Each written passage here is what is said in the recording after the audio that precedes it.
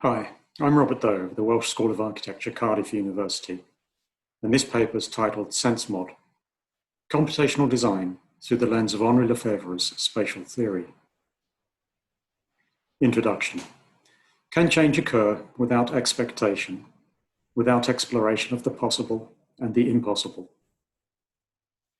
This paper defines sensMOD, a methodology used to guide the teaching of computational design principles and methods for a third-year, RAB-accredited BSc Architecture elective at a UK university. Its premise is that the design and production of space by the global architecture, engineering and construction sector needs overhauling because it is error-prone and resource-wasteful. This is significant because building emissions need to be reduced by 80 to 90% by 2050, according to the IPCC. Consequently, sensMOD considers space, parts, and interaction as essential elements of the methodology, with each viewed from perspectives which are overlooked in conventional approaches to design and production. Space is examined as a phenomenological rather than abstract conception, in accordance with Lefebvre's notion of the production of space, and with reference to Gaston Bachelard's reflections on the corner in The Poetics of Space.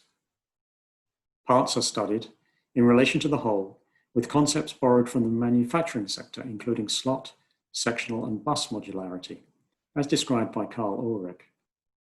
Interaction, an essential element of the methodology that binds connectivity in space and between parts, is studied with reference to Malcolm McCullough's examination of pervasive computing and its influence on architecture.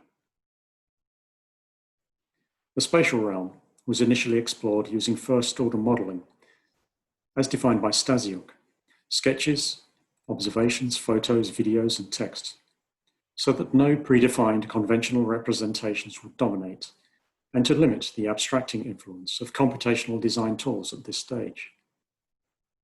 Space. The spider, for all its lowliness, is already capable, just like human groups, of demonstrating space and orienting itself on the basis of angles.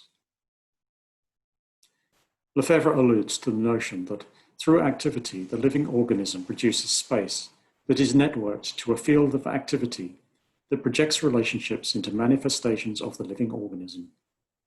Accordingly, sensMOD challenges the notion that space derives from an analytical, centrally authored, hierarchical description of functions and adjacency relationships.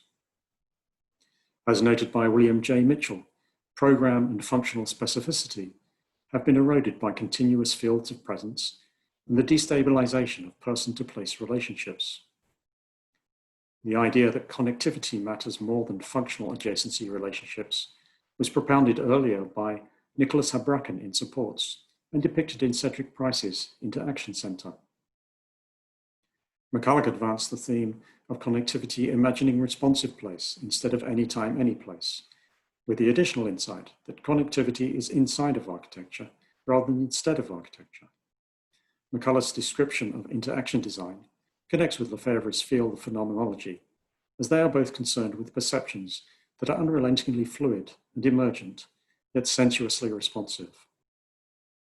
The purpose of this stage of the methodology of sensMOD is to dwell in the realm of the phenomenon in all its manifestations and not be diverted by scientific explorations. Returning to Bachelard's corner, the intent here is for the students to remain as long as possible in this sort of half box, part walls, part door, where nothing is ever empty, and to continue to reflect on his notion that words are little houses where we might go upstairs and withdraw, or descend to the cellar to dream. The notion of space as sensed and affected by our senses initiates the first stage of the methodology of sensMOD. Such awareness aiming to produce a response to a pre-existing spatial configuration in the School of Architecture.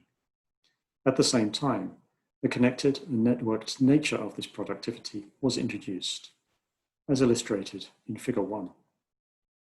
Here you can see the development of concepts by 3 teams. Team 2, see what happens. Team 5, release.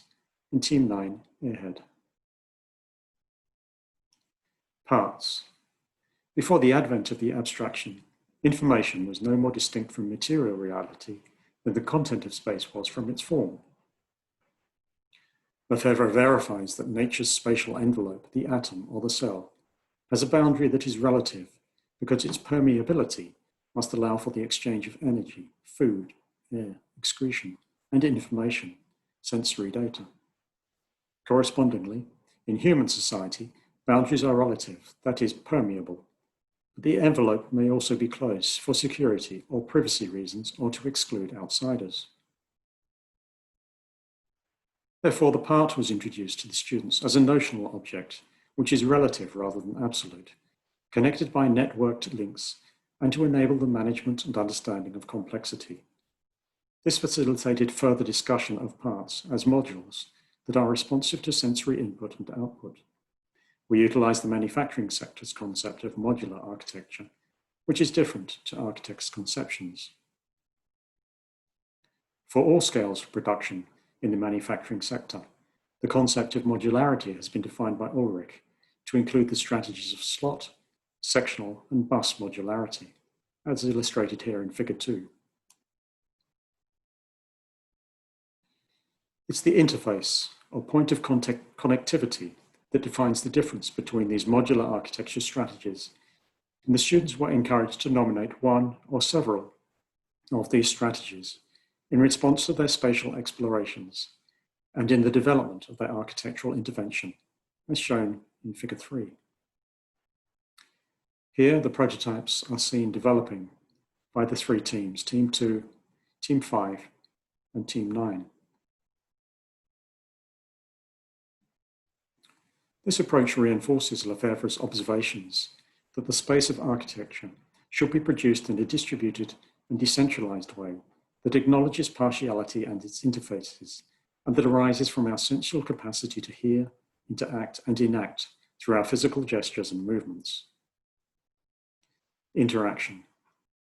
Life has been an incessant diversification and intensification of the interaction between inside and outside. Lefebvre alludes to the permeable membrane of the cell and attests to his enduring awareness of his own body's sensuality, which drives poetic desire, revitalizing its rhythms and senses. Interaction is the key element of this relationship between the inside and outside of the part or module. McCullough's inquiry into contextual computing is instructive here because it examines the phenomenological thinking that led to theories of embodiment, contextual perception, and situated action. He concludes that modern buildings' lack of responsiveness to place arose from their emphasis on the representation of an abstractly geometric space, which amounted to a failure to interact.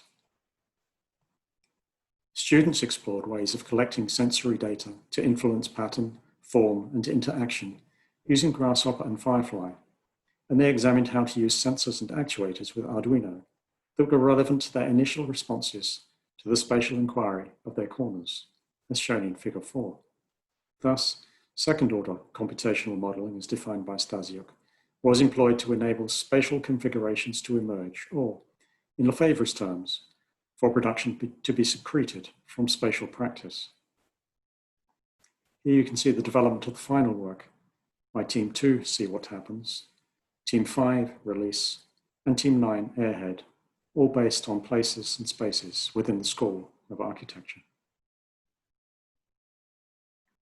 Conclusion and discussion. The architect, Demiurge or hack, and limits of architecture, as specialized activity, aesthetic or technical, are secondary. It is a question of mankind and its future. The methodology defined in this paper addresses the exigencies of Lefebvre's exhortation by reconfiguring the way that architects are trained to design and produce buildings. It shares some of the attributes and characteristics of mereology, as defined by Kohler, and discretism, as defined by Mario Carpo. But it is distinguished by its focus on interaction, which links the production of space to activity and to projections beyond via networks of relationships, in accordance with Lefebvre's spatial theory. What is possible is that architects could be trained to observe and evaluate buildings as social phenomena, using Lefebvre's wayfinding suggestions as a guide. What seems impossible is effecting change in the dysfunctional processes of design and production that the AEC sector engages in, which ignore the limitations of resource and energy availability. A methodology that considers parts and their interactions as projections of wider networks of resource and energy relationships attempts to bridge this gap in knowledge and understanding. Further research will examine the results arising from the implementation of sensMOD in the academic context and its wider implications for teaching and practice. And thanks to the Welsh School of Architecture third-year architecture students in teams 2, 5, and 9, and also to artists Paul Granjon, Simon Fennelhay, and Lee Davis for their collaboration on this elective. Thank you.